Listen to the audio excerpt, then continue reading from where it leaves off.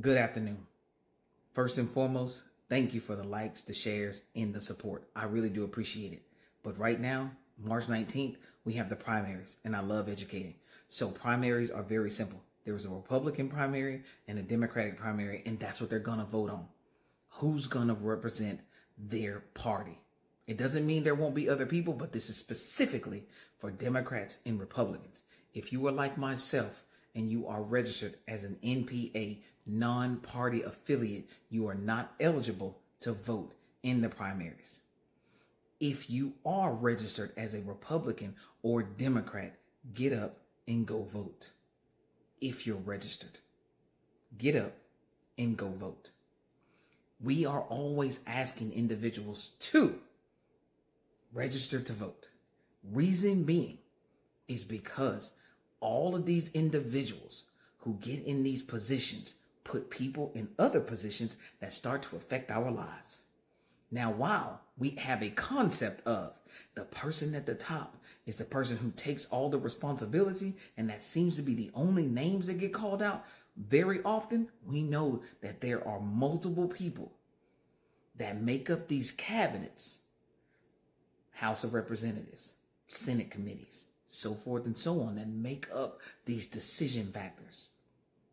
We have a judicial system that makes sure that the things that are put in are legal or not legal. And this is all precedence based. Legality is based on precedence. Power to create that precedence is what me and you have. And we want leadership that makes sure that our individuals have that power, which again is why I'm running for governor of Florida. You will have a voice because I will fight. And when I say fight, it simply means I'm going to make sure that legislation gets put out there that says, hey, 80% of our voting population wants this to happen. If 80% don't want this to happen, or we can't get 80% to dive in on legislation that is going to touch 80% of our community, then that legislation's out of here. It will not be on the table. That's putting the power back into the people's hands. That's giving people the opportunity to have a voice and see their voice heard. Now, let me make this clear.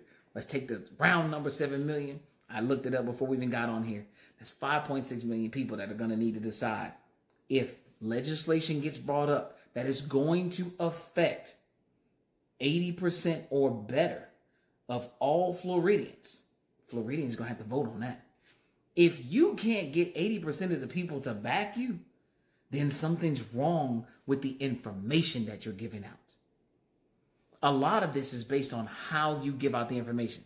After 22 years in the military, there's one thing that I realized.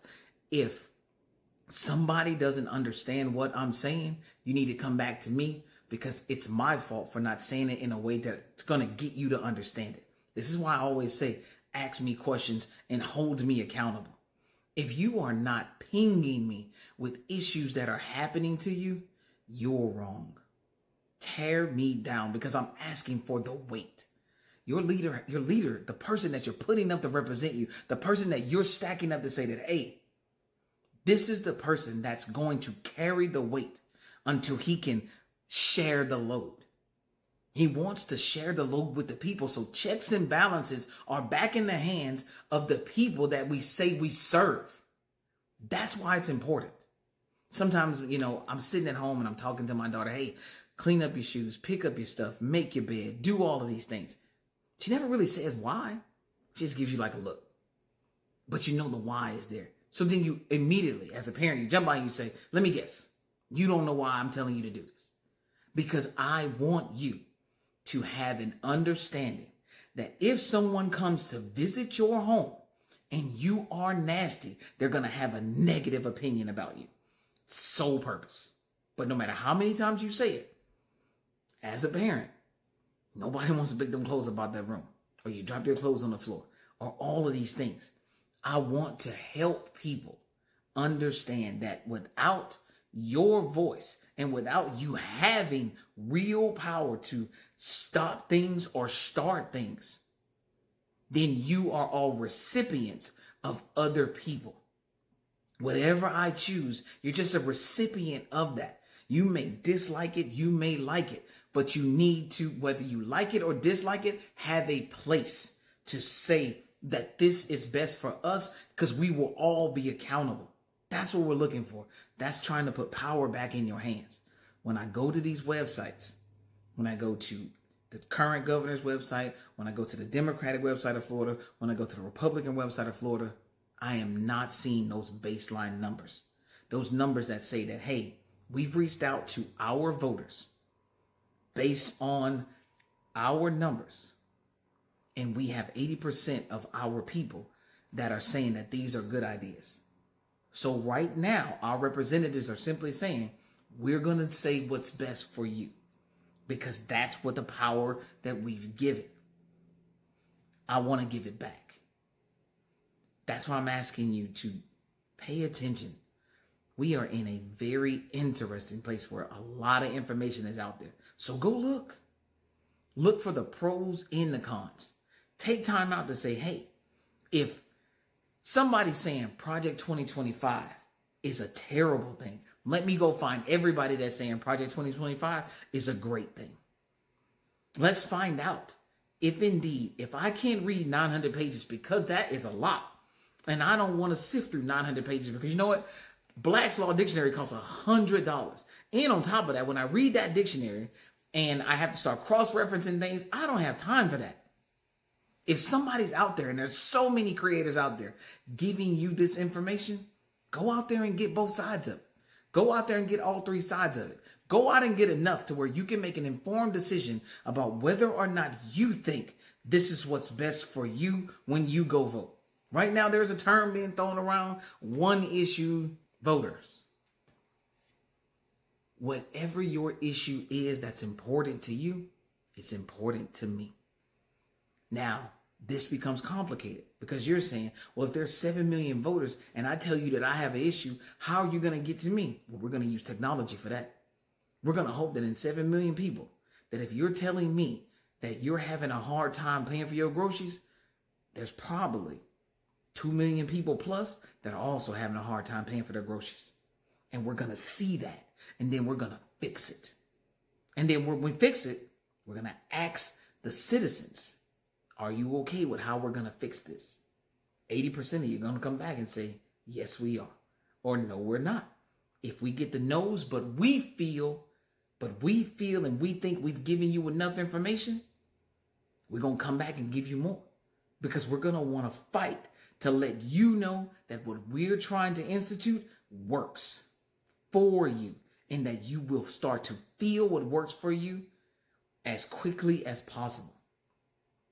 That's what we're looking for. And that's what you should be looking for from any of your candidates.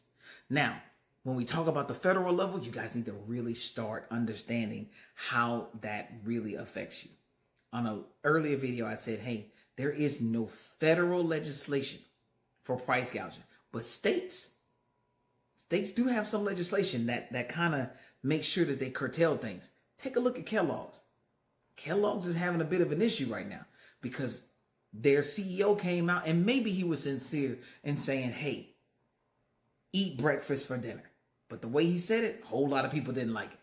So now nobody's buying Kellogg's. So don't you tell me that y'all don't have the power to make sure that things happen. You just need to put your representatives in a place to give you more of that power.